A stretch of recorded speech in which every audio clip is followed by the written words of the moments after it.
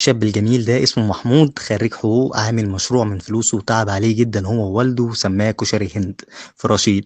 بصراحة الجودة عنده كويسة وهو شاب مجتهد يستاهل الدعم بجد، وأجمل حاجة إنه بيستخدم منتجات كلها مصرية وبيشجع منتج بلده. عنده كريبات عجينتها كويسة بالجبنة وباللحوم والفلفل الألوان، وعنده فراخ نظيفة جدا عليهم صوصات الكاتشب والمايونيز بخامات مصرية 100%، وباين إن الحشو كويس جدا ونضيف وواحد كريب من الآخر. الكشري بقى بيبدأ من 20 جنيه بالعدس والبصل والحمص، وعنده طاجن مكرونة عليه الفراخ والموتزاريلا من الآخر، وبيعمل ميكس كشري وعليه طاجن مكرونة باللحمة أو الفراخ وعليه البصل والحمص. اختراع جامد للأكيلة. وننزل الأكل وندوق ونشوف اللي بيقدمه محمود فعلا يستحق الدعم والتجربة ولا لأ. دخل مؤمن على الكشري بالكبدة مع الصلصة، طعمه حلو وخفيف ونضيف. سندوتش الصدق بالخلطة طعمه لذيذ والعيش طازة. نيجي بقى للكريب، وده حكاية ورواية. الحشو كتير والكريب مخدوم، وطعم عجينة الكريب مختلف تماما. الكبدة عليه عصرة الليمون، نوعها كويس ومش بطال. ميكس الكشري بطاجن الفراخ عجب بسام.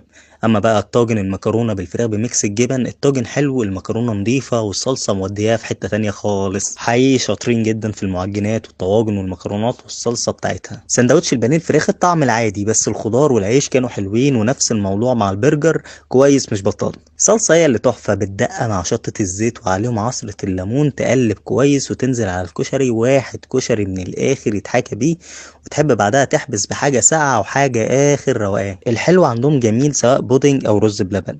عجبني ميكس البودنج مع الرز بلبن والكاستر والمهلبية، بيبدأ من 10 جنيه، حلوين جدا. تجربة كويسة. بنشكر محمود وأخوه محمد هلال والاستاف العسل ده على حسن الاستقبال، وبنتمنى تجربوهم لما تروحوا رشيد، ونشوفكم في تجربة جديدة مع المطعم جاي.